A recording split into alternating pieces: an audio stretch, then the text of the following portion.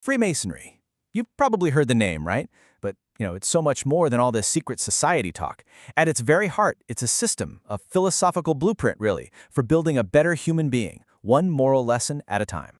So, the source material we're diving into kicks off with this exact phrase, and that word peculiar is really the key.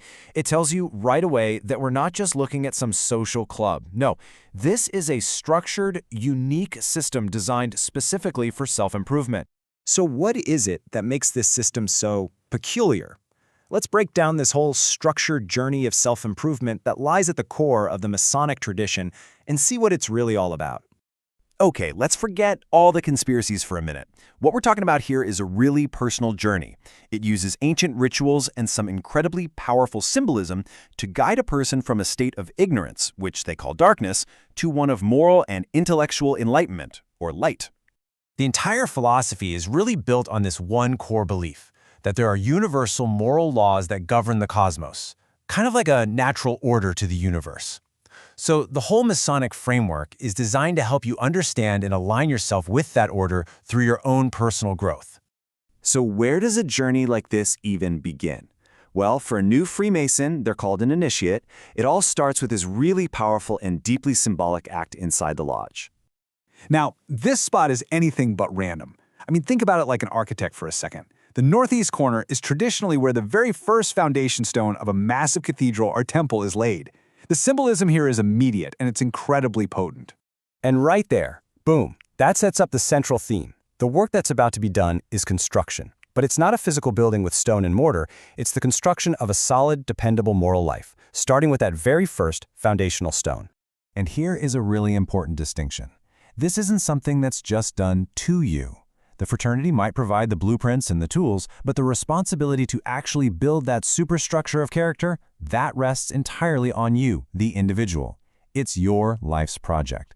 So, how does this whole building process actually work? Well, every builder needs tools, right? In Freemasonry, the classic tools you'd see a stonemason use are totally repurposed. They aren't for shaping stone, they're for shaping the self. This is such a perfect illustration of the Masonic method. The 24-inch gauge, it becomes a symbol for the 24 hours in a day, teaching you discipline and how to manage your time. The gavel isn't for striking stone, it's for chipping away at your own vices. And the chisel, that's for finally shaping your character through education. It's brilliant, really. Everyday objects become these profound guides for how to live. Okay, so you've got your foundation and your tools. But a builder still needs a plan, right? An architectural blueprint. Otherwise you're just stacking stones randomly. This blueprint makes sure the structure of your character is strong, it's balanced, and it's built with real purpose. The moral philosophy of Freemasonry is basically built on 3 interconnected pillars. You can think of these as the master plan, the guiding principles for every single action, thought, and decision in a Mason's life. So the first virtue is truth. And this goes way deeper than just, telling the truth. It's about a real commitment to using reason and intellectual honesty to see the world as it is, and then to align your actions with that universal order we were talking about earlier. Next up, we have beauty. Now, this isn't just about pretty paintings or nice music. It's about creating an inner harmony, a state of personal perfection that actually mirrors the balanced order of the universe itself. From this point of view, an enlightened soul just naturally expresses a profound kind of beauty. And the final and highest virtue is wisdom. This is where truth and beauty are actually put into action. It's where the rubber meets the road. It's the application of everything you've learned for the benefit of all humanity, shown through real, tangible acts of charity, brotherhood, and service. Okay, so you've got the foundation, the tools, and the blueprint. But what's the ultimate goal here? What is this final grand structure supposed to be? Right, so this journey of self-improvement, it isn't just for your own personal gain. And that is a really critical point. By perfecting their own character, each Mason believes they are contributing to a much, much larger collective effort. This whole concept frames your personal development as a vital part of universal spiritual evolution. Think of it like this. Each person building their own character is like a single stonemason, perfectly crafting one stone that will eventually become part of a grand, universal temple for all of humanity.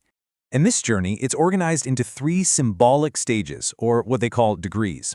It all starts with that foundation of moral truth. From there, you move on to refining your intellect by pursuing intellectual beauty. And it all culminates in applying those lessons through moral goodness, or wisdom, in service to the entire world. You know, the source material leaves us with this really powerful, almost cyclical thought. It's this great reminder that the work of self-improvement is never actually finished. Every end is just a new beginning, another chance to refine the work and build again. But this time, even better. So, the big takeaway here is that any structured path to making yourself a better person, whether it's inside Freemasonry or not, always starts with a single conscious choice. That decision to lay the very first cornerstone. So it kind of leaves us with a question to ponder. What would yours be?